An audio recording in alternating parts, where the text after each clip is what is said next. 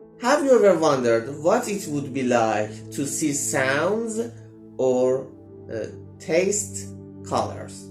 And how a mushroom can change your brain and mood? If so, you might be interested in learning about psilocybin, the active ingredient in magic mushroom. This is Daniel and welcome to Neurolab.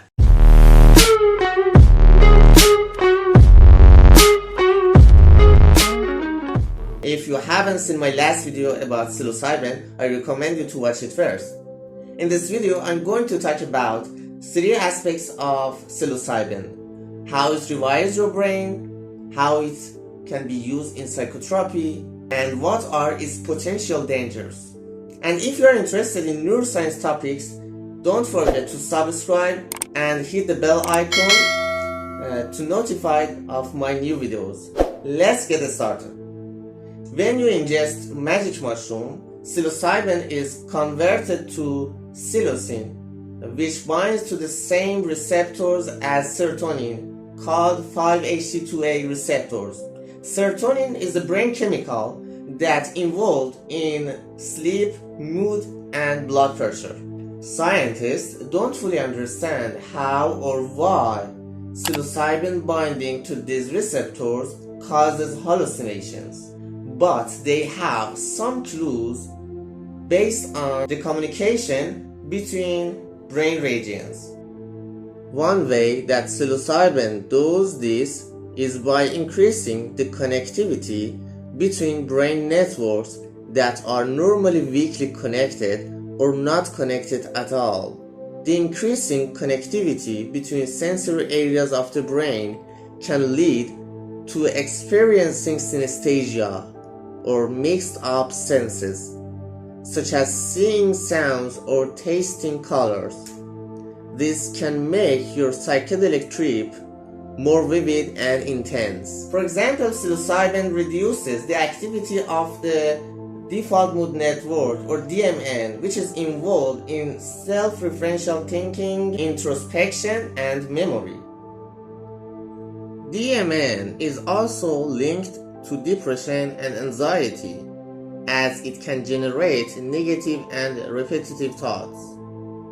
Psilocybin may also stimulate neurogenesis, the growth of new brain cells, and neuroplasticity, the ability of the brain to rewire itself, which may contribute to its therapeutic potential. Psilocybin is not a magic bullet that can cure mental disorders by itself. Rather, it is a tool that can facilitate psychotherapy by creating a window of opportunity for psychological change. Psilocybin-assisted psychotherapy is involved taking low dose or microdose of psilocybin under the guidance of a trained therapist in a safe and comfortable setting. Several studies have shown that psilocybin-assisted psychotherapy can significantly improve depressive symptoms for months after single or 2 sessions. Psilocybin may work by altering the neural circuits involved in emotional processing and internal awareness. It may also help you break free from negative and repetitive thoughts that keep you stuck in depression.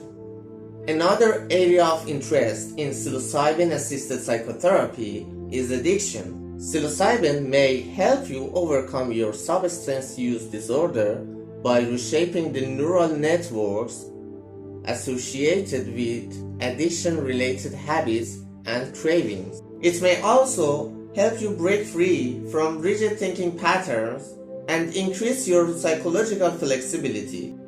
There is evidence that psilocybin-assisted psychotherapy can be effective for treating alcohol use disorder, nicotine dependence, and opioid addiction. While psilocybin is not addictive and very difficult to overdose on, it is not without risks.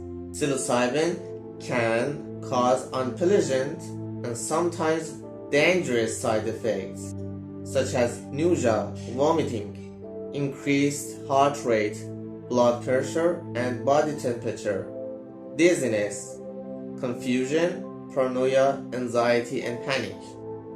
These effects can vary depending on the dose, the setting, your mood, expectations, and personality. Psilocybin can also interact with other drugs or medications such as antidepressants, which can increase the risk of adverse effects or reduce the effectiveness of the treatment. Therefore, psilocybin should only be used under medical supervision and in combination with psychotherapy.